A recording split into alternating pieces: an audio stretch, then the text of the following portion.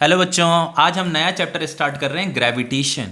इस चैप्टर का जो फर्स्ट लेक्चर है बच्चों वो है Kepler's law of planetary motion.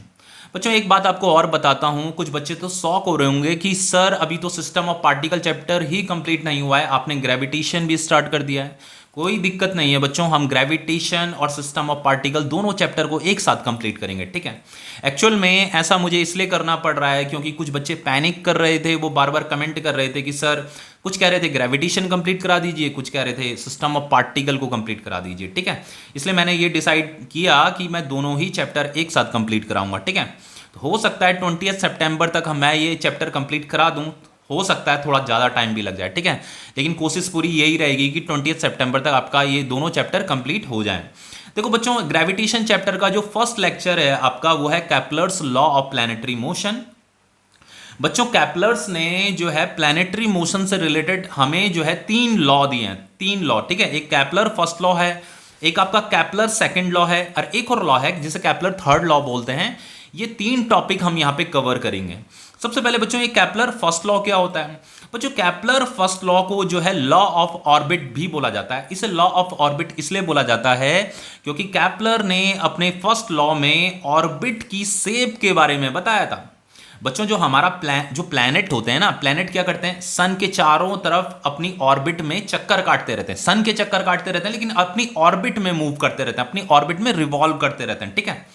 अब बच्चों वो जो ऑर्बिट होती है जनरली उस ऑर्बिट का जो शेप होता है ना वो सर्कुलर नहीं होता है, वो इलिप्टिकल होता है, ठीक है। देखो जैसे जनरली अभी तक हम ये मतलब कुछ टाइम पहले केप्लर से पहले जो प्लैनेटरी मोशन के ऊपर रिसर्च कर रहे थे बच्चों, वो ये मानते थे कि सन यहाँ पे है और प्लैनेट जिस ऑर्बिट में चक्कर काट रहे हैं वो ऑर्बिट जो है सर्कुलर है, ऐसा माना जाता था।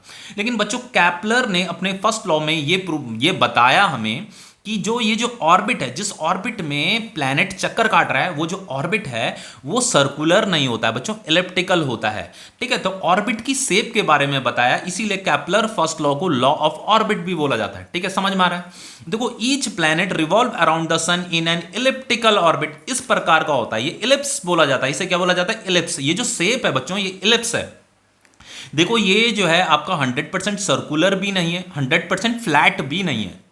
मतलब ये अंडा आकार है, मतलब जैसे जैसे अंडे का आकार होता है ना उसी प्रकार का। तो ये 100% सर्कुलर भी नहीं है, पूरा का पूरा सर्कुलर भी नहीं है, अब पूरा का पूरा फ्लैट भी नहीं है। अब देखो बच्चों यहाँ पे क्या लिखा है, each planet revolve around the sun in an elliptical orbit and the sun is situated at one foci of the ellipse. अभी देखो बच्चों इस फोकाई के बारे में भी बताऊंगा ये क्या चीज है, ठीक है। अभी परेशान मत होइए, अभी हमें ये तो ऑर्बिट है बच्चों। यहाँ पे क्या कर रहा है, प्लैनेट क्या कर रहा है बच्चों, यहां रिवॉल्व करने में लगा हुआ है, यहां रिवॉल्व कर रहा है, इस ऑर्बिट में मूव कर रहा है, ठीक है, सन के चारों तरफ मूव कर रहा है। तो इसी के अंदर यहां कहीं पे सन भी होगा। अब सन की लोकेशन कहां पे होगी वो भी बताता हूं, अभी थोड़ी देर में बताता हूं सन की लोकेशन। कि सन जो सिचुएटेड होता है एट वन फोकाई, एक्चुअल में ये जो इलिप्स होता है, इस इलिप्स के अंदर जो है 2 फोकस पॉइंट होते हैं। अब उन 2 फोकस पॉइंट में से किसी एक फोकस पॉइंट में सन क्या होता है आपका, सिचुएटेड होता है, लोकेटेड होता है, ठीक है। अब देखो सबसे पहले बच्चों क्या करते हैं, देखो ये जो इलिप्स है आपका, इलिप्स का एक ये वाला जो पॉइंट है और एक ये वाला जो पॉइंट है बच्चों, ये दोनों पॉइंट सबसे ज्यादा दूर होते हैं एक दूसरे के, ठीक है। तो अगर मैं इसे ज्वाइन कर देता हूं, इन दोनों पॉइंट को अगर मैं ज्वाइन कर देता हूं, तो ज्वाइन करने से मुझे ये जो एक्सिस मिलती है इसे मेजर एक्सिस बोला जाता है, ठीक है। तो चलो मैं इसे नेमिंग कर देते हैं, पहले ये P है और ये आपका ए पॉइंट है, ठीक है। तो ये जो पी ए है बच्चों इसे क्या बोला जाता है, मेजर एक्सिस बोला जाता है। P A is equal to major axis, ठीक है, इतना समझ में आ रहा है। अब देखो बच्चों ये वाला जो पॉइंट है, ये वाला पॉइंट और ये वाला जो पॉइंट, ये 2 पॉइंट सबसे ज्यादा क्लोज होते हैं एक दूसरे के। तो इस अगर मैं यहां से एक लाइन ड्रॉ कर देता हूं तो ये वाली जो एक्सिस होती है इसे माइनर एक्सिस बोला जाता है, ठीक है। तो चलो ये बी पॉइंट है और ये आपका सी पॉइंट है, तो ये B C is equal to इसे बोला जाता है माइनर एक्सिस, ठीक है, माइनर एक्सिस। अब देखो बच्चों आपकी एनसीईआरटी में क्या दे रखा है, यहां से लेकर के यहां तक की जो डिस्टेंस है बच्चों, ये वाली डिस्टेंस, ये वाली डिस्टेंस, ये वाली डिस्टेंस, यहां से लेकर के यहां तक ये जो डिस्टेंस है जिसे हम मेजर एक्सिस बोल रहे हैं, ये जो होती है 2a के इक्वल होती है, ठीक है। एनसीईआरटी में इतना यही गिवन दे रखा है 2a से कंफ्यूज मत होना बच्चों। 2a का मतलब आप ये भी समझ सकते हो, देखो ये यहां पे जो इंटरसेक्शन हो रहा है ना, ये तो आपकी मेजर एक्सिस है, ये आपकी माइनर एक्सिस है, इसका इंटरसेक्शन यहां पे हो रहा है, तो इसे सेंटर ऑफ इलिप्स बोला जाता है। ये पॉइंट जो है सेंटर ऑफ इलिप्स है, ठीक है। चलो आप इसे ओ पॉइंट भी बोल सकते हो, इसे सेंटर ऑफ इलिप्स बोला जाता है। अब देखो बच्चों यहां पे क्या होता है, अगर ये 2a है, ये वाला लेंथ अगर 2a है, तो ये यहां से लेकर के यहां तक का लेंथ a होगा और ये भी क्या होगा, a होगा, समझ रहे हो।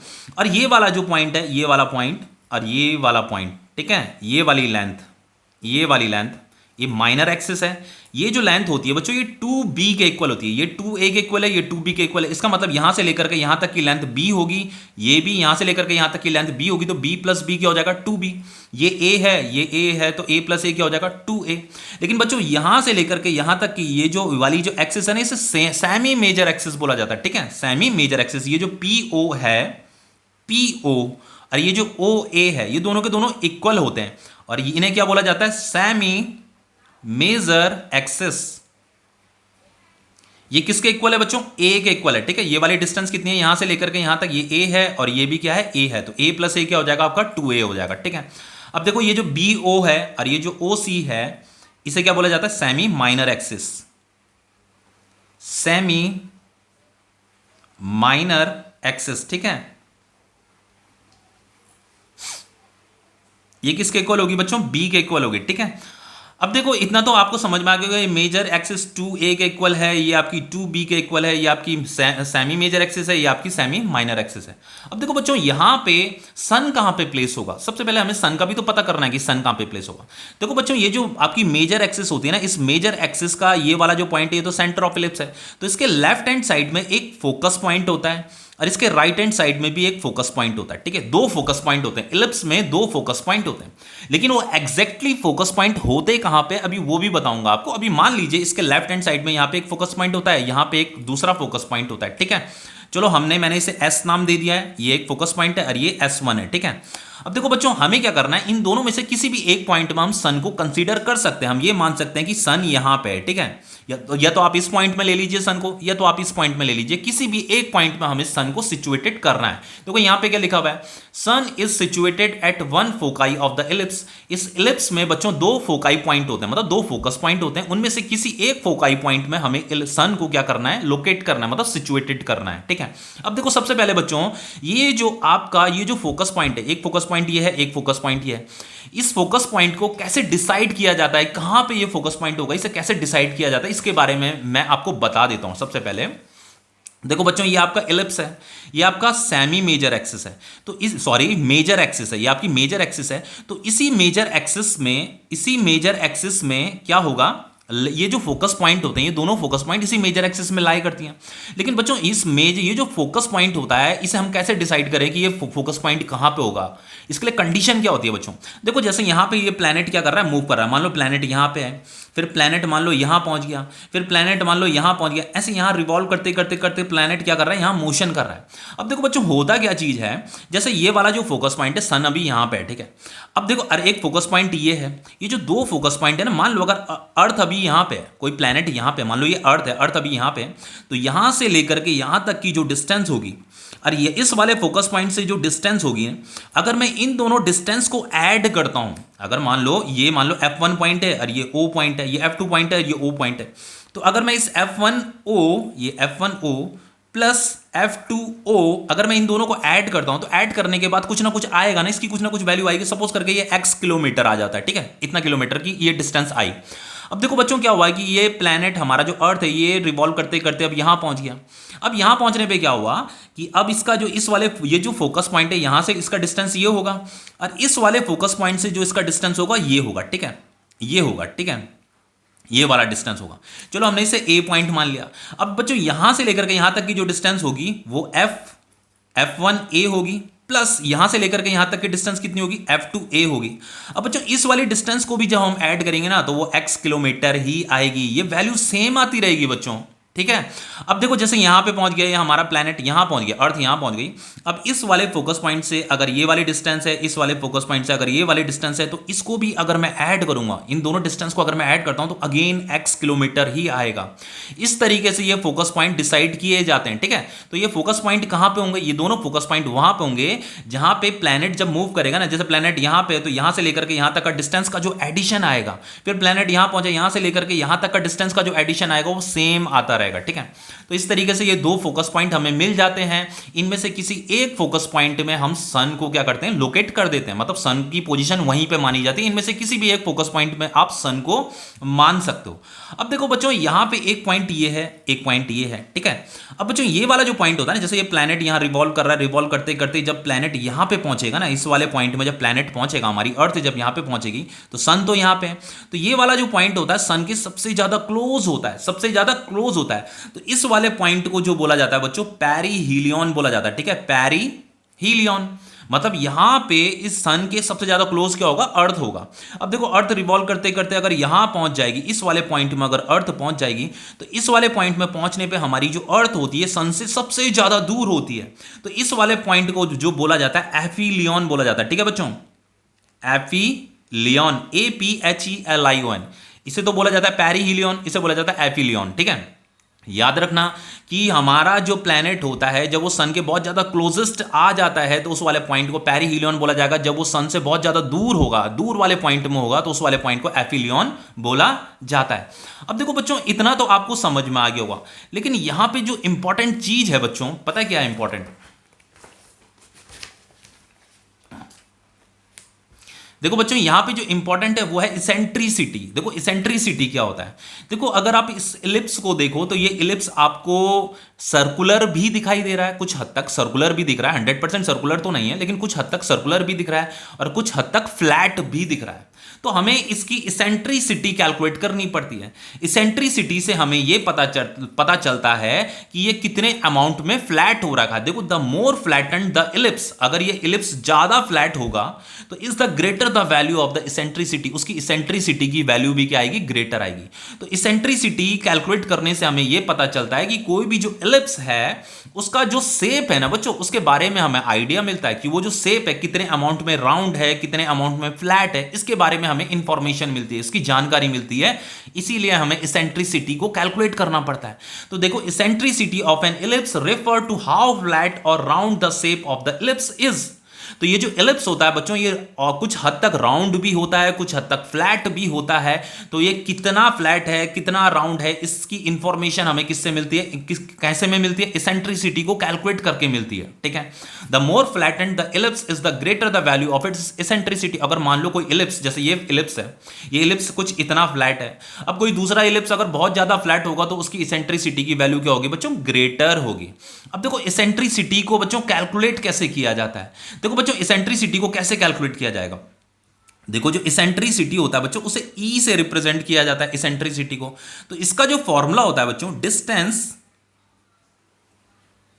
Of one focus from the centre of ellipse, from the centre of ellipse divided by distance of semi major axis, ठीक है, distance of semi major axis। अब देखो बच्चों यहां पे क्या लिखा है, distance of one focus from the centre of ellipse. देखो सन हमने यहां पे सिचुएटेड कर रखा है, ये एक फोकस पॉइंट है, एक फोकस पॉइंट ये है आपका, दो फोकस पॉइंट होते हैं, किसी एक फोकस पॉइंट में सन होता है। तो सन की जो डिस्टेंस हमें लेनी है, distance of one focus from the centre of ellipse, centre of ellipse आपका ये होता है, ठीक है। ये जो माइनर एक्सिस और मेजर एक्सिस में जहां पे इंटरसेक्शन होता है वही आपका सेंटर ऑफ इलिप्स होता है। तो सेंटर ऑफ इलिप्स से ये जो फोकस पॉइंट है जहां पे सन है, इसकी जो डिस्टेंस है यहां से लेकर के यहां तक की डिस्टेंस यहां पे लेनी है आपको, divided by distance of semi major axis.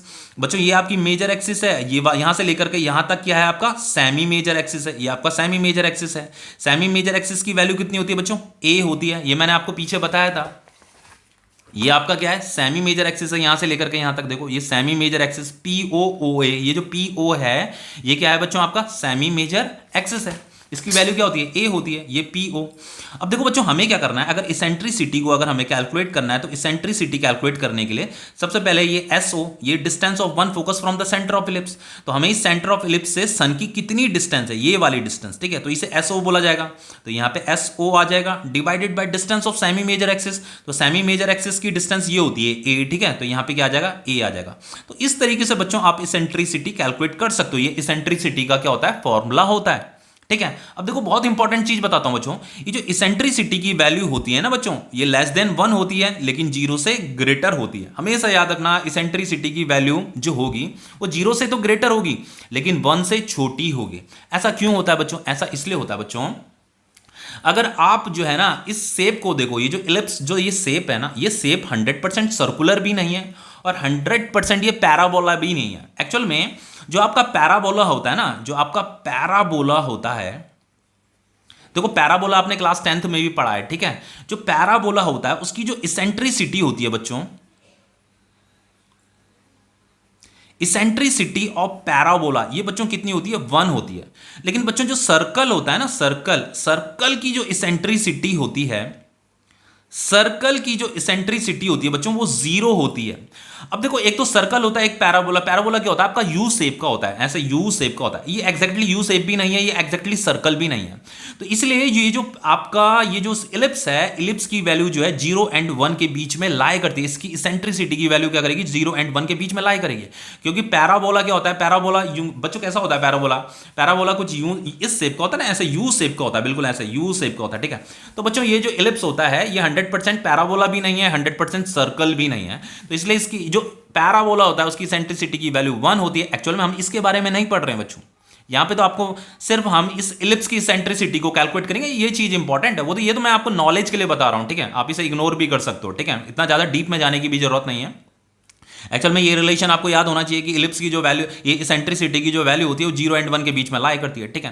क्योंकि इसका जो शेप होता है सर्कल एंड पैराबोला के बीच में ही घूमता रहता है, ठीक है। इसीलिए ये वैल्यू जो होती है 0 एंड 1 के बीच में लाई करती है। ये है कहने का मतलब इसकी इसेंट्रिसिटी की वैल्यू। अब देखो बच्चों यहां पे क्या चीज है, चलो इतना तो आपको समझ में आ गया। अब देखो यहां पे जब प्लैनेट पहुंचेगा, ये प्लैनेट ऐसे रिवॉल्व कर रहा है, यहां रिवॉल्व कर रहा है, तो प्लैनेट यहां पहुंचेगा तो सन के बहुत ज्यादा क्लोज पहुंच जाएगा ना।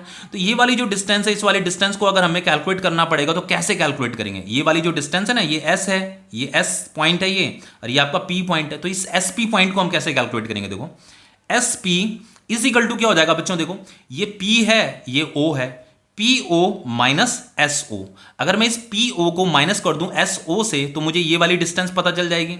तो यहां पे हो जाएगा आपका पी ओ माइनस एस ओ।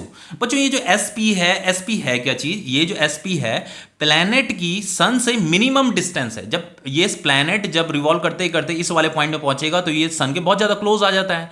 तो ये जो प्लैनेट की मिनिमम डिस्टेंस है सन से, ठीक है। तो ये जो एस पी है एक्चुअल में ये क्या है, आपका minimum distance of planet from the sun, ठीक है, समझ में आ रहा है, फ्रॉम द सन।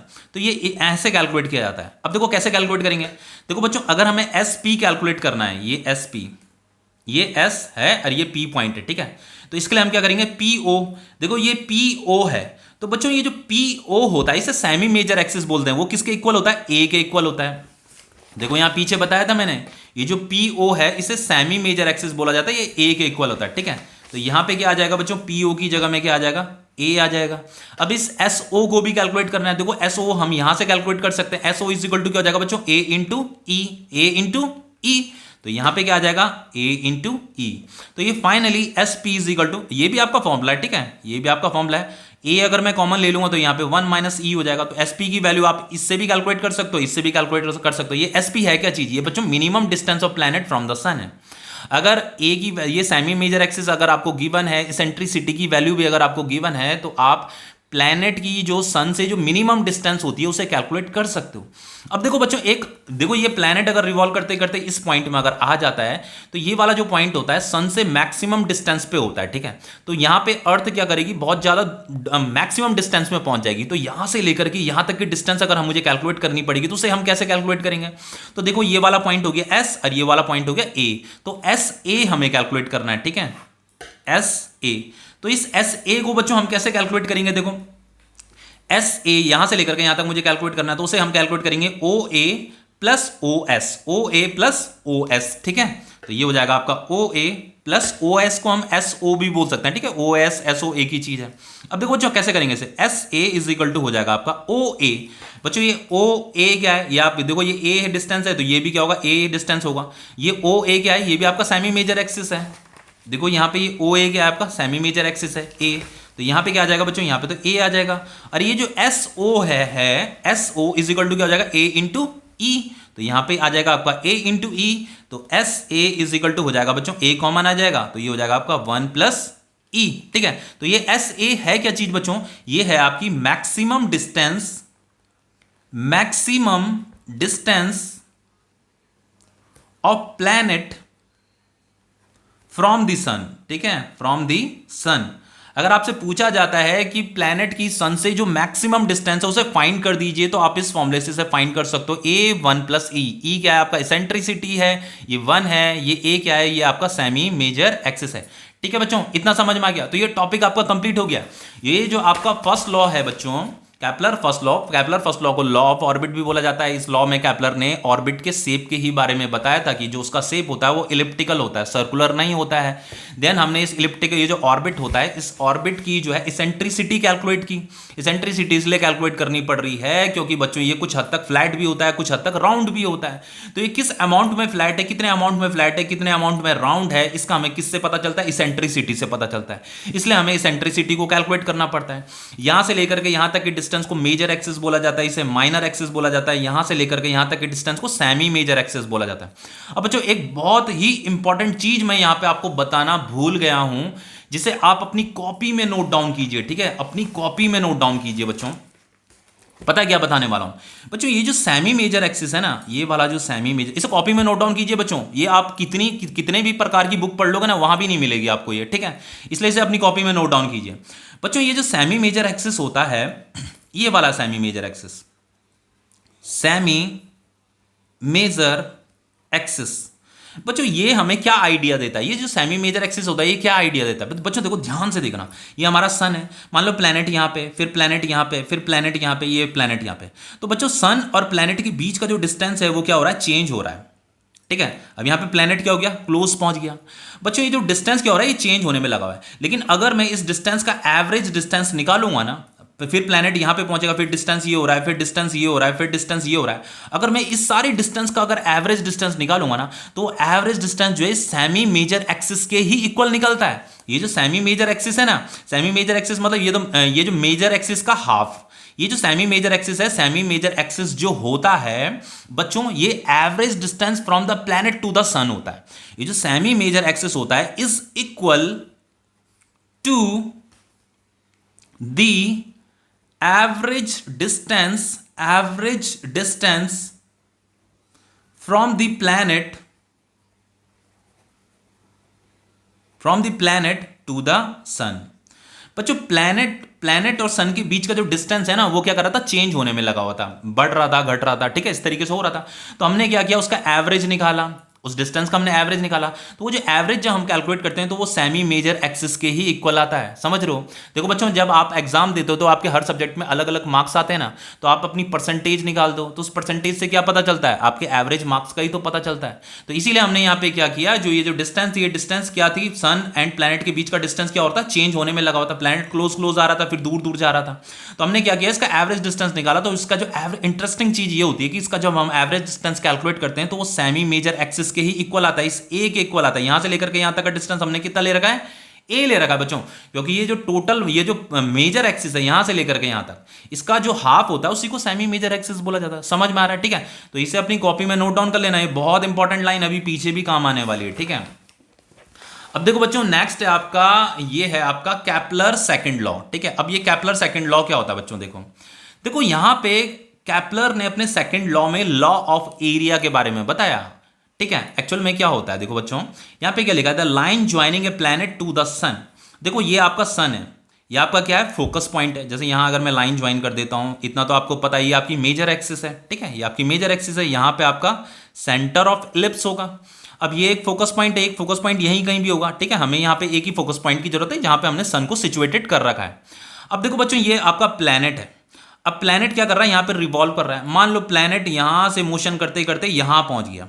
यहां पे देखो डेफिनेशन में क्या लिखा है, the line joining a planet to the sun sweeps out equal area in equal interval of time. ठीक है, अब देखो इसका मतलब क्या है, इसका मतलब ये है जैसे ये आपका सन है, ये आपका प्लैनेट है, हमने क्या किया, ये वाली लाइन ये वाली जो लाइन है यहां ज्वाइन कर दी, ये वाली लाइन हमने यहां ज्वाइन कर दी। इस यहां पे लिखा ना, the line joining a planet to the sun, इस लाइन को हमने ज्वाइन कर दिया।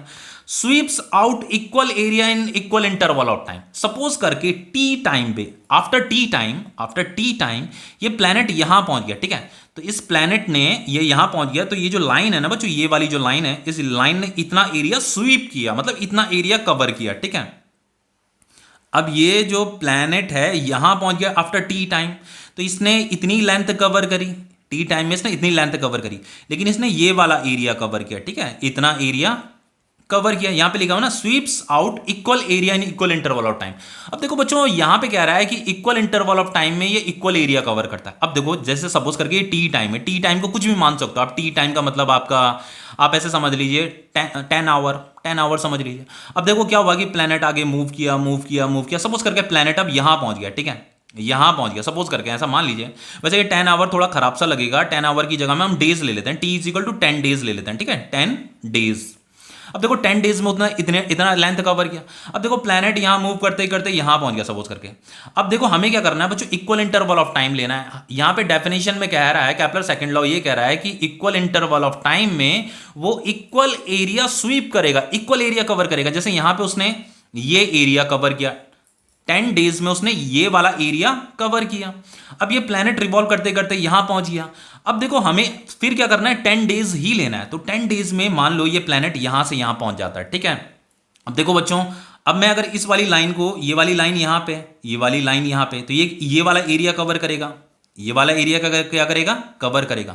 बच्चों यहां पे ये वाला जो एरिया होगा और ये वाला जो एरिया होगा, ये दोनों एरिया क्या होते हैं, इक्वल होते हैं। इसीलिए यहां पे तो लिखा हुआ है the line joining a planet to the sun. ये सन है, ये प्लैनेट है। यहां पे जो हमने लाइन ज्वाइन की थी, ये जो लाइन है स्वीप्स आउट इक्वल एरिया, ये इक्वल एरिया कवर कर रहा है इन इक्वल इंटरवल ऑफ टाइम। हमें टाइम भी इक्वल इंटरवल ऑफ टाइम ही लेना है, इसीलिए यहां पे 10 डेज ले रखा है और यहां पे भी 10 डेज ही ले रखा है। बच्चों 10 डेज में ये इतनी लेंथ कवर करेगा।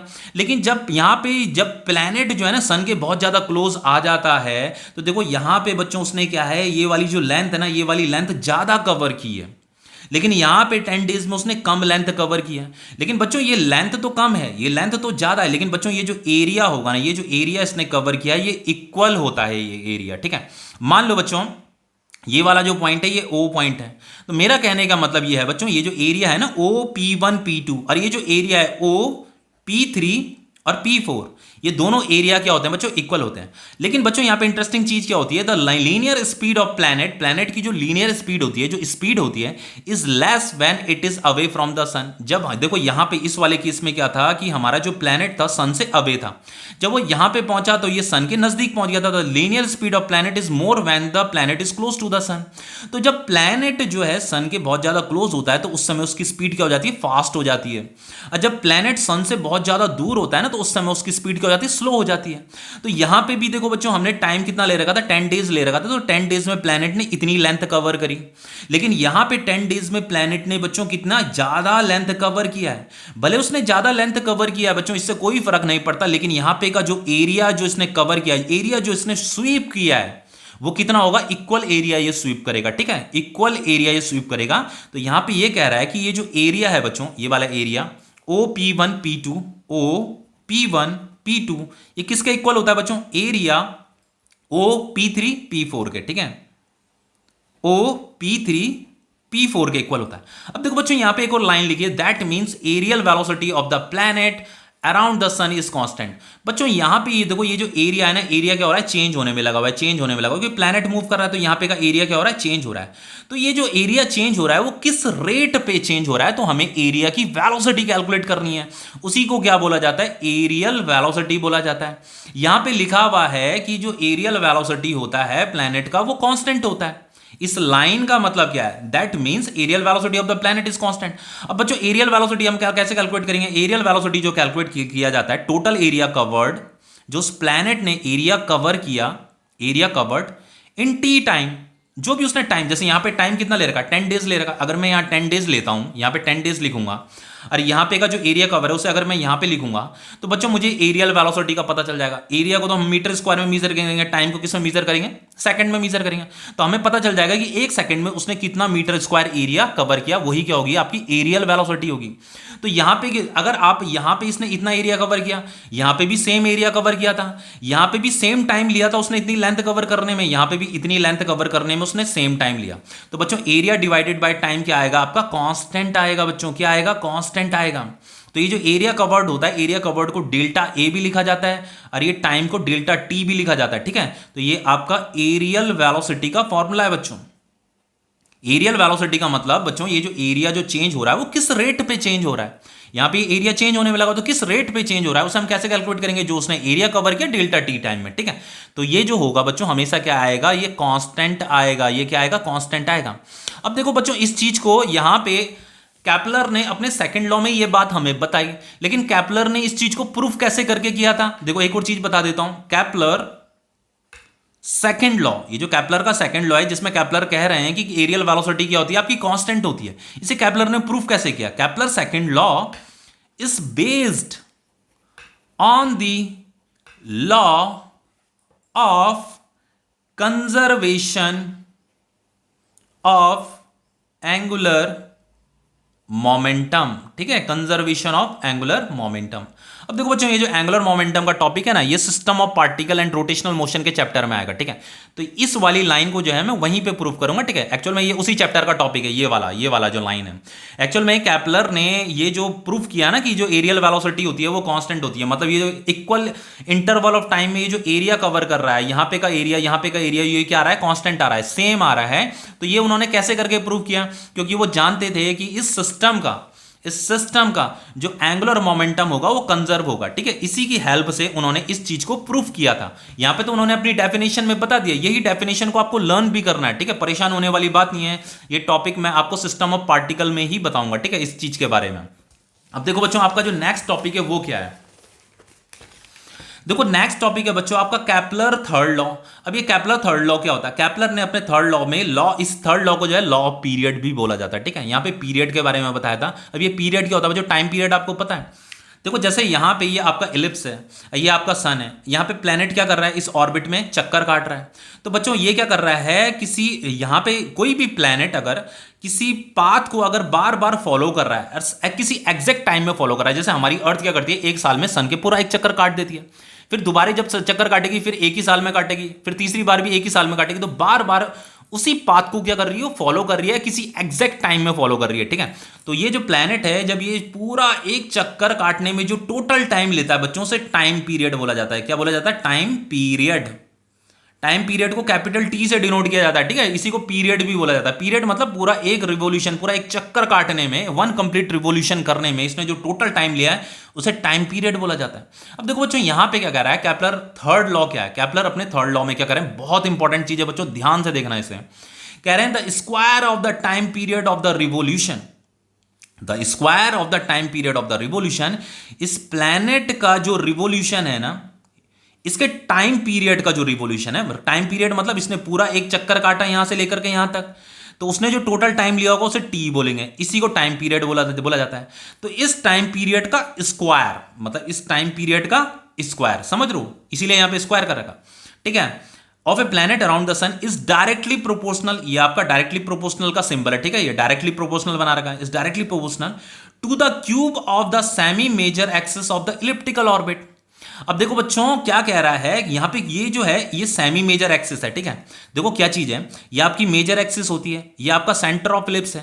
तो यहां से लेकर के यहां तक का जो डिस्टेंस होता है, चलो हमने उसे आर मान लिया। जैसे मैंने पीछे तो आपको क्या बताया था, यहां पे जो था आपका सेमी मेजर एक्सिस, इसे हमने ए ले रखा था, ठीक है, ए के इक्वल ले रखा था। तो कंफ्यूज मत होना बच्चों, यहां पे ए की जगह में मैंने आर ले लिया, कंफ्यूज तो नहीं होना, परेशान मत होना, क्लास 11th में आ चुका है, छोटी छोटी बात पे डिस्कस मत कर, मतलब आर्ग्यूमेंट मत करना, ठीक है। तो ये सेमी मेजर एक्सिस की वैल्यू को हमने आर ले लिया, ठीक है। तो ये जो टाइम पीरियड है, इसका जो स्क्वायर होता है किसके प्रोपोर्शनल होता है, इस आर के क्यूब के प्रोपोर्शनल होता है, ठीक है। लिखा हमने is proportional to the cube of semi major axis of the elliptical orbit. अब देखो बच्चों एक चीज मैं समझाता हूं यहां पे, एक्चुअल में इसका मीनिंग अभी भी कुछ हद तक आपको बहुत हद तक समझ में नहीं आया होगा, लेकिन अभी मैं इसे फील कराता हूं इसका मतलब क्या होता है। देखो बच्चों सबसे पहले एक चीज, अभी ये जो लिखा हुआ ना semi major axis of its elliptical orbit, अभी मैंने पीछे आपको बताया था इसके बारे में। क्या बताया था मैंने? एक चीज बताई थी आपको, यहां पे लिख देता हूं, average distance from the planet to the sun, from the planet to the sun is equal to the semi major axis। याद आया कुछ? सेमी मेजर एक्सिस बच्चों, ये जो सेमी मेजर एक्सिस होती है ये किसके इक्वल होती है? Average distance from the planet to the sun के इक्वल होती है। मैंने आपको क्या बताया था बच्चों, ये प्लैनेट यहाँ पे, फिर प्लैनेट यहाँ पे पहुंचेगा, तो बच्चों ये डिस्टेंस क्या हो रहा है बच्चों? देखो अभी ज़्यादा डिस्टेंस है भाई, प्लैनेट और सन के बीच का डिस्टेंस क्या ज़्यादा है, अब थोड़ा कम हो गया, अब प्लैनेट यहाँ पहुंच गया तो अब ये क्या हो गया? ये थोड़ा कम हो गया। तो ये जो डिस्टेंस क्या हो रहा है, देखो यहाँ से घट रहा है घट रहा है घट रहा है, फिर यहाँ से बढ़ेगा बढ़ेगा बढ़ेगा, डिस्टेंस बढ़ेगा। तो अगर मैं इसका एवरेज डिस्टेंस निकालता हूँ ना, ये जो एवरेज डिस्टेंस जब हम निकालेंगे from the planet to the sun, वो किसके इक्वल होता है बच्चों? सेमी मेजर एक्सिस के इक्वल होता है। तो ये आपका सेमी मेजर एक्सिस ही है, या आप ऐसे भी मान सकते हो कि ये क्या है? प्लैनेट और सन के बीच का एवरेज डिस्टेंस है बच्चों। ये क्या है? आपका प्लैनेट एंड सन के बीच का एवरेज डिस्टेंस है, ठीक है। या तो आप इसे सेमी मेजर एक्सिस भी बोल सकते हो, या आप इसे प्लैनेट एंड सन के बीच का जो एवरेज डिस्टेंस है वो भी बोल सकते हो, ठीक है। अब देखो बच्चों यहां पे क्या होगा, इससे आगे हम क्या करेंगे, ये तो डेफिनेशन कह रही है कि ये जो स्क्वायर है किसके प्रोपोर्शनल होता है? आर क्यूब के प्रोपोर्शनल होता है। लेकिन बच्चों इससे आगे हम जब इसे सॉल्व करेंगे, जब हम प्रोपोर्शनैलिटी के साइन को हटाते हैं तो यहां पे इक्वल का साइन आता है, इतना तो आपको पता होगा, और यहां पे एक कांस्टेंट आता है, ठीक है, इतना भी आपको पता ही होगा। फिर यहां पे हम इस आर क्यूब को एज इट इज लिख देंगे, समझ में आ रहा है? अब देखो बच्चों क्या होगा, अगर मैं यहां पे टी स्क्वायर लिखा है, आर क्यूब को अगर मैं यहां डिवाइड में ले आता हूं, T square divided by R cube is equal to क्या हो जाएगा आपका? कांस्टेंट हो जाएगा। क्या हो जाएगा बच्चों? कांस्टेंट हो जाएगा। अब इसका मतलब क्या है बच्चों? देखो इसका मतलब बताता हूं, ये टाइम पीरियड का है, मान लो ये अर्थ है हमारी, ठीक है, ये आपकी अर्थ है। अब ये क्या है? अर्थ का टाइम पीरियड है, मतलब अर्थ ने पूरा जो एक चक्कर काटा, कितना टाइम लिया पूरा एक चक्कर काटने में। और ये आर क्या है बच्चों? आर का मतलब ये है ये वाली सेमी मेजर एक्सिस, या आप ऐसे भी कह सकते हो इस आर का मतलब क्या है? Average distance from the planet to the sun, sun और प्लैनेट के बीच का जो एवरेज डिस्टेंस है वो है ये, ठीक है।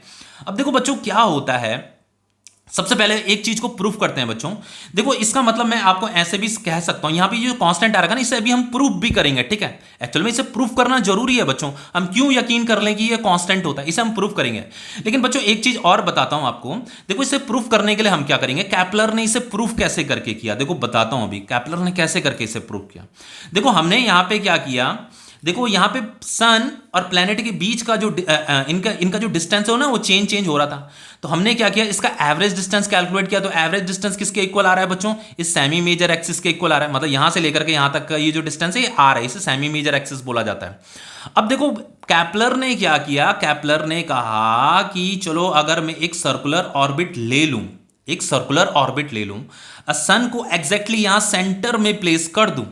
हमने यहां पे क्या कर रखा है बच्चों, यहां पे इलिप्स में तो क्या होता है कि बच्चों एक्चुअल में जो इलिप्स होता है ना, इलिप्स बहुत ज्यादा फ्लैट भी नहीं होता है, ठीक है, वो थोड़ा सा ही फ्लैट होता है, ऑलमोस्ट वो सर्कुलर ही शेप का होता है, लेकिन कुछ हद तक इलिप्स होता है, मतलब कुछ हद तक फ्लैट होता है, पर बहुत ज्यादा फ्लैट भी नहीं होता है, ठीक है। लेकिन यहां पे देखो क्या है, हमें इसे प्रूफ करना है। अब इसे कैसे प्रूफ किया जाए, तो देखो इसे कैसे प्रूफ किया जाएगा। देखो इसे प्रूफ करने के लिए कैपलर ने क्या किया, अगेन एक सर्कुलर ऑर्बिट ले लिया और सन को एग्जैक्टली सेंटर में मान लिया। अब ऐसा क्यों किया? ऐसा इसलिए किया बच्चों क्योंकि हमें पता है कि सन का जो एवरेज डिस्टेंस होता है ना, वो किसके इक्वल होता है? सेमी मेजर एक्सिस के इक्वल होता है। अब जो उसका यहां पे देखो डिस्टेंस तो क्या हो रहा है, सन और प्लैनेट का डिस्टेंस चेंज हो रहा है, लेकिन हमने उसका एवरेज डिस्टेंस निकाला तो वो किसके इक्वल निकल गया? एवरेज डिस्टेंस के इक्वल निकल गया। तो ये जो एवरेज डिस्टेंस है बच्चों क्या है? आर है, सेमी मेजर एक्सिस के इक्वल है। तो ये सन है, ये प्लैनेट है, तो हमने मान लिया कि इन दोनों का डिस्टेंस कितना है? आर है, इस सेमी मेजर एक्सिस के इक्वल है, जो कि एवरेज डिस्टेंस होती है प्लैनेट एंड सन की। तो ये सन है और ये आपका प्लैनेट है, तो हमने इसकी एवरेज जो डिस्टेंस है ना, इन दोनों के बीच की जो एवरेज डिस्टेंस होती है उसे निकाला और उसे ले लिया, और हमने इसे सर्कुलर ऑर्बिट की तरह हम इसे ले रहे हैं कि ये प्लैनेट जो है किसी सर्कुलर ऑर्बिट में मोशन कर रहा है, और हमें इसे प्रूफ करना है। अब देखो इसे कैसे प्रूफ किया जाएगा बच्चों, देखो हमें क्या करना है, सबसे पहले बच्चों ये सन क्या करेगा, इस अर्थ में, हमारी अर्थ पे क्या लगाएगा, ग्रेविटेशनल फोर्स लगाएगा, ठीक है। ये आर डिस्टेंस यहां पे लिख देते हैं, ये वाली आर डिस्टेंस है, इस पे क्या लगाएगा, ग्रेविटेशनल फोर्स लगाएगा। बच्चों ग्रेविटेशनल फोर्स का जो फॉर्मूला होता है वो कितना होता है, पता है आपको ग्रेविटेशनल फोर्स का फॉर्मूला कितना होता है? ग्रेविटेशनल फोर्स, उसका फॉर्मूला जो होता है क्लास 9 में आपने पढ़ा होगा, ये यूनिवर्सल ग्रेविटेशनल कांस्टेंट होता है G M into M divided by R का स्क्वायर। ये फॉर्मूला पता है? पता है क्या बच्चों? ग्रेविटेशनल फोर्स का फॉर्मूला यही तो होता है, ये क्लास 9 में आप पढ़ा था आपने, ये यूनिवर्सल ग्रेविटेशनल कांस्टेंट होता है। ये कैपिटल एम क्या है, मास ऑफ सन है। ये स्मॉल एम क्या है, मास ऑफ अर्थ है, ये अर्थ का मास है। ये आर क्या है, आर का मतलब इन दोनों के बीच का जो डिस्टेंस है उसे आर बोला जाता है, आर का स्क्वायर। लेकिन बच्चों ग्रेविटेशनल फोर्स एक और तरीके से कैलकुलेट किया जाता है, पता कैसे कैलकुलेट किया जाता है? मास ऑफ अर्थ, ये एम मास, ये एम क्या है, मास ऑफ अर्थ। और बच्चों अगर देखो मैंने आपको एक चीज बताई है, मान लो जैसे कोई बॉडी है, इस बॉडी में अगर आप फोर्स लगा रहे हो तो उस फोर्स की वजह से क्या होगा, इस बॉडी में एक्सेलरेशन भी तो क्रिएट होगा। अब देखो अगर यहां पे ये ग्रेविटेशनल फोर्स लग रहा है तो इस ग्रेविटेशनल फोर्स की वजह से इस टूवर्ड सेंटर यहां पे सेंट्रीपिटल एक्सेलरेशन भी लगता है। क्या लगता है? Centripetal acceleration. अब देखो फोर्स का फॉर्मूला मास इंटू एक्सेलरेशन भी होता है, तो ग्रेविटेशनल फोर्स को हम mass of earth into centripetal acceleration, इस फॉर्मूले से भी हम कैलकुलेट कर सकते हैं। अगर आप ग्रेविटेशनल फोर्स को इस फॉर्मूले से कैलकुलेट करोगे चाहे इस फॉर्मूले से कैलकुलेट करोगे, दोनों से इक्वल सेम वैल्यू मिलती है आपको। ग्रेविटेशनल फोर्स की वैल्यू दोनों से सेम मिलेगी आपको। ये आपका मास है, ये जो स्मॉल एम बना रखा है बच्चों, ये क्या है, अर्थ का मास है। तो ये स्मॉल एम क्या है, अर्थ का मास है। ये कैपिटल एम क्या है, ये सन का मास है। तो आप इस फॉर्मूले से भी ग्रेविटेशनल फोर्स फाइंड कर सकते हो, इस फॉर्मूले से भी ग्रेविटेशनल फोर्स फाइंड कर सकते हो, ठीक है। अब देखो बच्चों हमने क्या किया, देखो ग्रेविटेशनल फोर्स कितना है, जी एम एम। अब एक्चुअल में बच्चों इसे हम प्रूफ कर रहे हैं, ठीक है। G M M upon R का square is equal to gravitational force का फॉर्मूला ये भी है, मास इंटू सेंट्रीपिटल एक्सेलरेशन। बच्चों ये सर्कुलर मोशन कर रहा है, तो बिना सेंट्रीपिटल एक्सेलरेशन के सर्कुलर मोशन पॉसिबल ही नहीं होता है। कोई भी अगर सर्कुलर मोशन हो रहा है तो सर्कुलर मोशन में सेंट्रीपिटल एक्सेलरेशन होता ही होता है। बच्चों देखो बहुत से बच्चों को सेंट्रीपिटल एक्सेलरेशन के बारे में नहीं पता होगा, मे भी हो सकता है, लेकिन मैंने इसके ऊपर लेक्चर वीडियो बना रखा है। मैं उसका लिंक भी आपको डिस्क्रिप्शन बॉक्स में दे दूंगा, तो आप वहां से उस लेक्चर को देख लेना डिस्क्रिप्शन बॉक्स से, ठीक है। अब देखो इससे आगे क्या करेंगे हम बच्चों, ये हो जाएगा आपका जी एम एम, ये कैपिटल एम है, ठीक है, और ये आपका स्मॉल एम है, ये मास ऑफ अर्थ है, ये मास ऑफ सन है, ये आर का स्क्वायर इज इक्वल टू ये मास ऑफ अर्थ है। सेंट्रीपिटल एक्सेलरेशन का फॉर्मूला क्या होता है बच्चों, V square divided by R होता है। अगर आपको ये देखो यहाँ पे ये अर्थ क्या कर रही है, यहाँ पे सर्कुलर मोशन कर रही है, तो यहाँ पे क्या लग रहा होगा, इसमें सेंट्रीपिटल एक्सेलरेशन लग रहा होगा टूवर्ड सेंटर। सेंट्रीपिटल एक्सेलरेशन लगता रहेगा टूवर्ड सेंटर, ठीक है। कोई भी बॉडी अगर सर्कुलर मोशन कर रही है तो बिना सेंट्रीपिटल एक्सेलरेशन के वो सर्कुलर मोशन नहीं कर सकती। तो ये सेंट्रीपिटल एक्सेलरेशन कैसे में प्रोड्यूस हो रहा है, इस ग्रेविटेशनल फोर्स की वजह से प्रोड्यूस हो रहा है, ठीक है। और इसी सेंट्रीपिटल एक्सेलरेशन की वजह से ये जो हमारी अर्थ है इस सर्कुलर पाथ में क्या कर रही है, यहाँ पर रिवॉल्व कर रही है, ठीक है।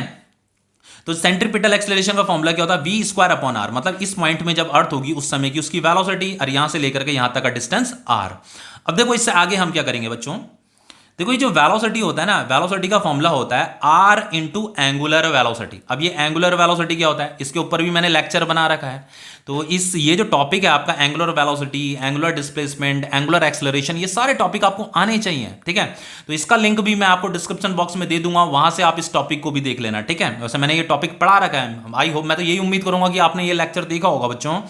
तो यहां पे क्या हो जाएगा आपका G M M upon R का स्क्वायर इज इक्वल टू ये एम, वेलोसिटी का फॉर्मूला क्या होता है, आर इंटू एंगुलर वेलोसिटी।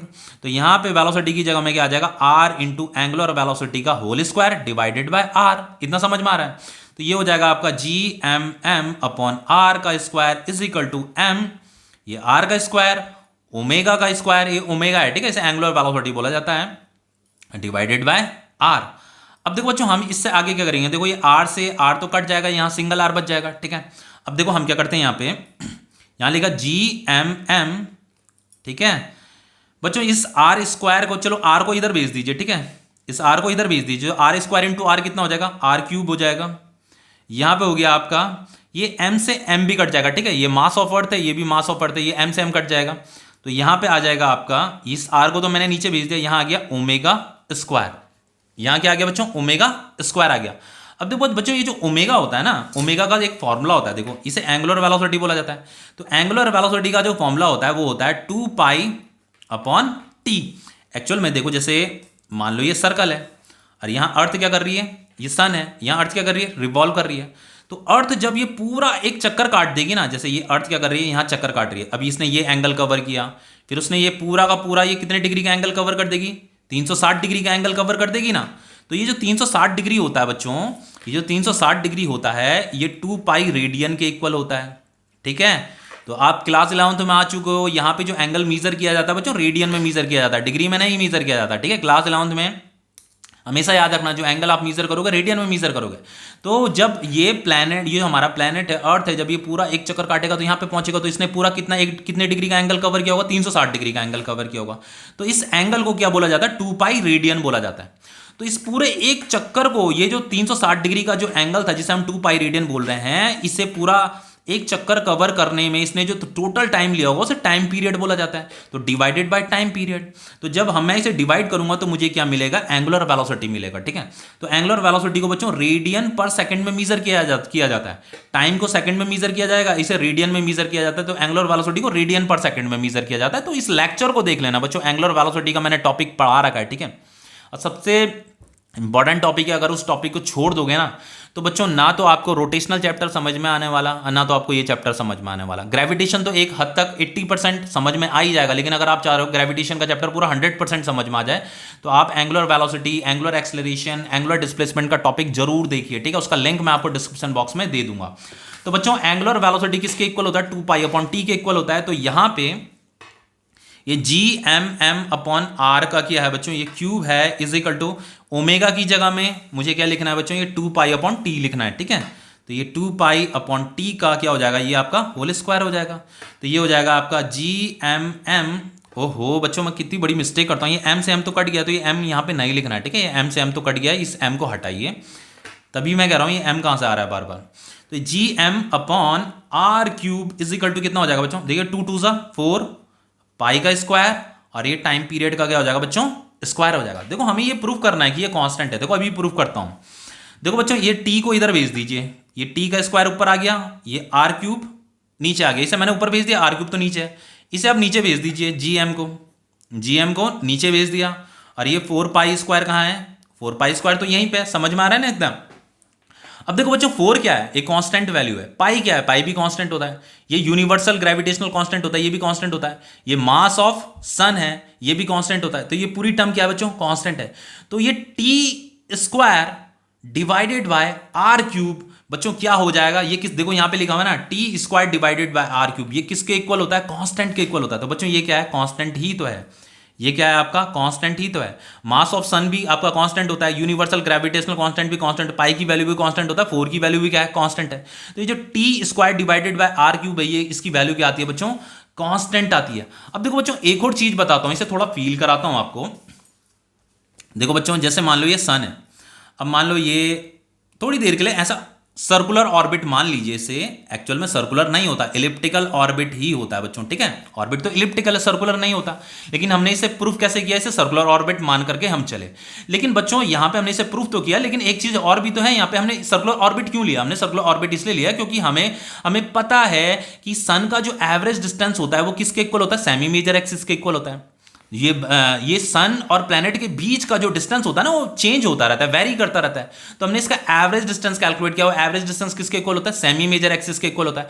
तो इसीलिए हमने इसी एवरेज डिस्टेंस के अकॉर्डिंग यहां पे एक सर्कुलर ऑर्बिट मान लिया था। ठीक है, अब देखो बच्चों इसका यूज क्या है, देखो इससे रिलेटेड न्यूमेरिकल आते हैं। तो देखो इसका यूज क्या होता है, मान लो ये आपका सन है, ये आपकी अर्थ है, मान लो ये आपकी अर्थ है, और ये आपका जुपिटर प्लैनेट है, ये आपका क्या है, जुपिटर है।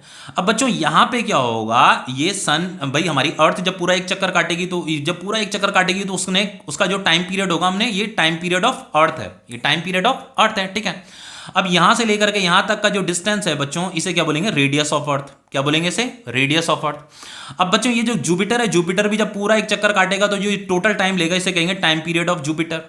और सन से जो जुपिटर का जो डिस्टेंस होगा ना, ये वाला डिस्टेंस, इसे हम कहेंगे, ये जो डिस्टेंस है इसे हमने आर, ये जुपिटर का क्या है, डिस्टेंस है, जुपिटर और सन के बीच का जो डिस्टेंस है उसे आर जे हमने लिखा हुआ है। अब देखो हमारे पास ये formula T square upon R cube, इसका मतलब क्या होता है बच्चों, ये T square upon R cube जो लिखा है कांस्टेंट लिखा है। तो ये कांस्टेंट क्यों लिखा है, इसका मतलब क्या है, इसका मतलब ये है बच्चों, ये जो अर्थ है, अर्थ का जो टाइम पीरियड है उसका स्क्वायर डिवाइडेड बाय ये जो अर्थ का जो सन से बीच का जो डिस्टेंस है ना, यहां का जो डिस्टेंस है, ये जो डिस्टेंस है इसका क्यूब इज इक्वल टू बच्चों इस जुपिटर का जो टाइम पीरियड है, जुपिटर का जो टाइम पीरियड है उसका स्क्वायर डिवाइडेड बाय जुपिटर का जो सन के बीच का जो डिस्टेंस है, जुपिटर और सन के बीच का जो डिस्टेंस है उसे आर जे बोल रहे हैं, ठीक है हम, आर जे, इसका क्यूब। बच्चों ये क्या आएगा, कांस्टेंट आएगा। इन दोनों की वैल्यू सेम आती है। आप कोई तीसरा प्लेनेट भी ले लोगे ना तो उसकी वैल्यू भी सेम आएगी, वो भी कांस्टेंट आएगी। चौथा भी ले लोगे वो भी कांस्टेंट आती रहेगी, ठीक है। तो इस तरीके से इस रिलेशन से हम जो है कुछ न्यूमेरिकल करने वाले हैं, ठीक है। तो मैं पहले आपको न्यूमेरिकल करा देता हूं। देखो बच्चों ये क्वेश्चन करते हैं। सबसे पहले देखो यहां पे क्या कह रहा है, time period of a satellite of earth is 10 hour. बच्चों ये हमारी अर्थ है और इस अर्थ के चारों तरफ क्या है, एक सैटेलाइट क्या कर रही है, या रिवॉल्व कर रही है, ठीक है। सैटेलाइट तो पता ही होगा आपको, नॉलेज होगी। सैटेलाइट क्या करती है, हमारी अर्थ के चारों तरफ रिवॉल्व करती रहती है। तो ये जो सैटेलाइट है, सैटेलाइट जो रिवॉल्व कर रही है, पूरा जो एक चक्कर काट रही है, उसका जो टाइम पीरियड दे रखा है बच्चों, कितना दे रखा है टाइम पीरियड, 10 आवर। मतलब वो 10 घंटे में अर्थ के पूरा एक चक्कर काट देती है, ये है कहने का मतलब, ठीक है। अब कह रहा है if the separation between the earth and the satellite is increased to 3 times the previous value. अब देखो बच्चों सपोज करके ये अर्थ और ये सैटेलाइट के बीच का डिस्टेंस कितना था, आर था। सपोज करके अर्थ एंड सैटेलाइट के बीच का डिस्टेंस कितना था, आर था।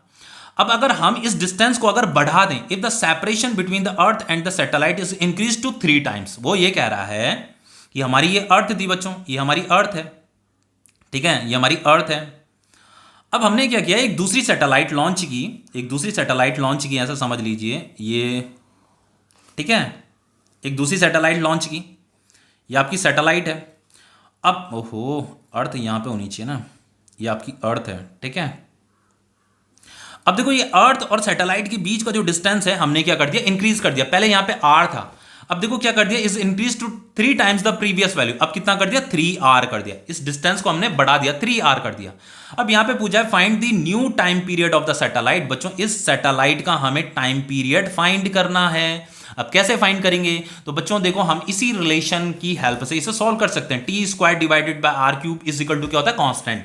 देखो हमारे पास रिलेशन क्या है बच्चों, T square divided by R cube is equal to क्या होता है, कांस्टेंट होता है। तो सबसे पहले बच्चों इसके लिए हम रिलेशन बनाएंगे। तो बच्चों इसका जो टाइम पीरियड है, चलो हमने उसे T1 बोल दिया, ठीक है, इस वाले केस में, ठीक है। ये वाला जो सैटेलाइट है जो r डिस्टेंस दूर है अर्थ से, तो इसने जो टाइम पीरियड लिया उसे T1 हमने बोल दिया। T1 का स्क्वायर डिवाइडेड बाय इन दोनों का जो डिस्टेंस है बच्चों वो r है, ठीक है। तो हम यहां पे क्या ले रहे हैं, r ले रहे हैं, r का क्यूब। अब बच्चों ये क्या होता है, कांस्टेंट होता है। अब अगर मैं इसका रिलेशन निकालूंगा ना, इसका अगर मैं रिलेशन निकालता हूं, इसका रिलेशन बच्चों, जैसे मैंने इसका रिलेशन निकाला यहां पे, जैसे इसी की हेल्प से करेंगे हम, इसकी हेल्प से बच्चों, ये टाइम पीरियड है ना, तो ये जो प्लैनेट, ये सैटेलाइट यहां रिवॉल्व कर रहा है, तो इसका जो टाइम पीरियड है, यहां पे तो मैंने T1 ले रखा था, इस वाले के लिए T1 ले रखा था। यहां पे का जो टाइम पीरियड है इसे हमने T2 बोल दिया, इसे T1 बोल दिया, ठीक है। तो यहां पे का जो टाइम पीरियड होगा बच्चों ये इक्वल होते हैं, ठीक है। ये जो T2 होगा, T2 का स्क्वायर, जैसे T का स्क्वायर है ना, T2 का स्क्वायर, इसका टाइम पीरियड का स्क्वायर डिवाइडेड बाय यहां से लेकर के यहां तक का डिस्टेंस, वो कितना है, 3r। तो यहां पे ये जो डिस्टेंस है इसे r बोला जाता है, तो यहां पे ये डिस्टेंस कितनी हो गई, 3r हो गई, 3r का होल क्यूब। तो बच्चों ये किसके इक्वल होता है, कांस्टेंट होता है। ये क्या होता है, कांस्टेंट मतलब इक्वल होंगे, ये सब के सब इक्वल आते रहेंगे, ठीक है। अब देखो हम इससे आगे करेंगे, क्या करेंगे, देखो बच्चों ये जो T1 दे रखा है, T1 कितना दे रखा है, 10 आवर दे रखा है। कितना दे रखा है, ये 10 आवर दे रखा है। ये पहली वाली सैटेलाइट का टाइम पीरियड है, तो यहाँ पे 10 आवर का होल स्क्वायर आ जाएगा, यहाँ पे r क्यूब आ जाएगा, इज इक्वल टू हमें इसका टाइम पीरियड फाइंड करना है, इसका टाइम पीरियड हमें फाइंड करना है। तो ये 3r का क्यूब है, तो 3 3 जा 9, 9 3 जा 27 r का क्यूब। तो ये r क्यूब से r क्यूब कट जाएगा बच्चों, तो ये t की पावर, ये T2 का whole square is equal to कितना हो जाएगा, ये आपका 10 10 जा 100 इंटू 27 हो जाएगा, ठीक है। अब देखो बच्चों इसे कैसे करेंगे, ये T2 इज इक्वल टू, अगर मैं यहां से स्क्वायर हटा देता हूं तो ये जो वैल्यू है अंडर रूट के अंदर आ जाएगी आपके 100 इंटू 27। इतना समझ में आ रहा है। तो अब मैं अगर मैं इसका फैक्टर लेता हूं तो ये 10 इंटू 10 हो जाएगा, और ये 3 3 जा 9, 9 3 जा 27 हो जाएगा। ये टाइम पीरियड हम निकाल रहे हैं इस सेकंड वाली सैटेलाइट का। तो बच्चों ये 10 बाहर आ जाएगा, इसका पीयर बन रहा है, ये 3 भी बाहर आ जाएगा, और ये अंडर रूट 3 अंदर रहेगा, ठीक है, ये T2। तो फाइनली 10 3 जा 30 रूट 3, 30 रूट 3, ये टाइम पीरियड आ गया। हमें इस वाली सेकंड सैटेलाइट का टाइम पीरियड फाइंड करना था, तो बच्चों वो कितना आ रहा है, 30 रूट 3 आ रहा है। तो इसका जो टाइम पीरियड आ रहा है वो आ रहा है बच्चों 30 रूट 3। तो ये क्वेश्चन आपका कंप्लीट हो गया। अब देखो नेक्स्ट क्वेश्चन कराता हूं, यहां पे क्या कह रहा है, देखो यहां पे कह रहा है distance of planet Jupiter from the sun is 5.2 times that of earth. बच्चों ये कह रहा है कि सन और अर्थ के बीच का जो डिस्टेंस है, लेकिन जो जुपिटर और सन के बीच का जो डिस्टेंस होता है वो 5.25 टाइम्स होता है। कहने का मतलब ये है कि जैसे ये सन है और ये हमारी अर्थ है, ठीक है, ये हमारी अर्थ है, ये अर्थ है, इनके बीच का डिस्टेंस मान लो आर है। अब जैसे ये सन है और ये जो जुपिटर है, जुपिटर तो काफ़ी दूर होगा, ठीक है, जुपिटर तो काफ़ी दूर होगा। मान लो अर्थ यहाँ पे थी, अर्थ ये है, तो जुपिटर तो काफ़ी दूर है। तो यहाँ पे क्या लिखा है, the distance of planet Jupiter from the sun is 5.2 times that of the earth. Earth sun से जितनी डिस्टेंस पे है ना, उसके 5.2 टाइम्स डिस्टेंस में जो है जुपिटर है। तो ये तो आपका जुपिटर है, ये आपका सन है, तो यहां से लेकर के यहां तक का जो डिस्टेंस है वो 5.2 टाइम्स आर है, ठीक है, इस आर का 5.2 टाइम्स है। इतना समझ में आ रहा है बच्चों?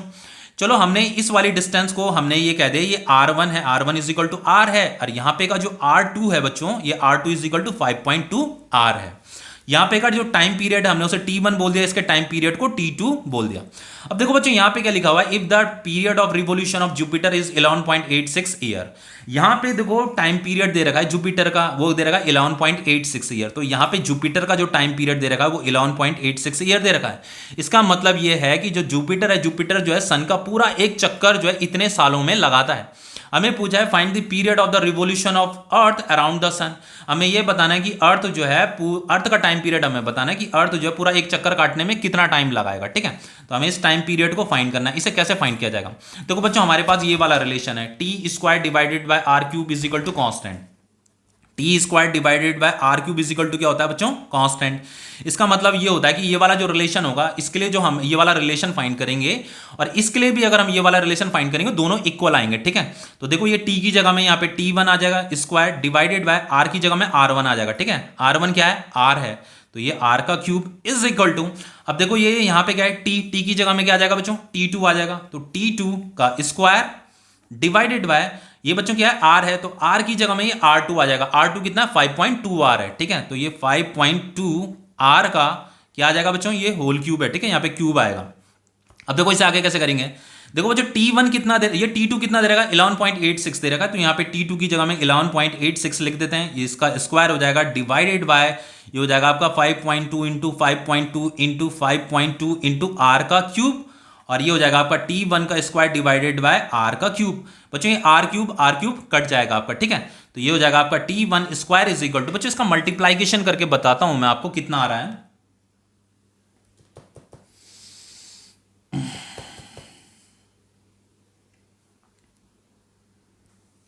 बच्चों इसका जो मल्टीप्लाइकेशन आता है आपका, वो आता है आपका 140.6596, ठीक है, इसका मल्टीप्लाइकेशन।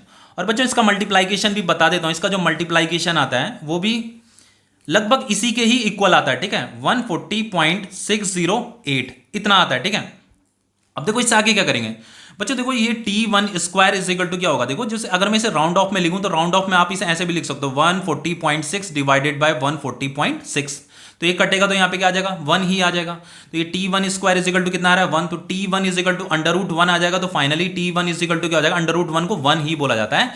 तो ये टाइम पीरियड कितना आ गया? 1 ईयर आ गया। हमें इस अर्थ का टाइम पीरियड फाइंड करना था कि अर्थ जो है पूरा ये जो एक चक्कर कंप्लीट करती है कितने टाइम में करती है, तो 1 ईयर में कंप्लीट करती है, ठीक है। 1 ईयर किसके इक्वल होता है? 365 डेज के इक्वल होता है, ठीक है। तो ये यहाँ पे प्रूफ हो गया कि अर्थ का जो टाइम पीरियड होता है वो 1 ईयर होता है, ठीक है। तो ये क्वेश्चन आपका कंप्लीट हो गया।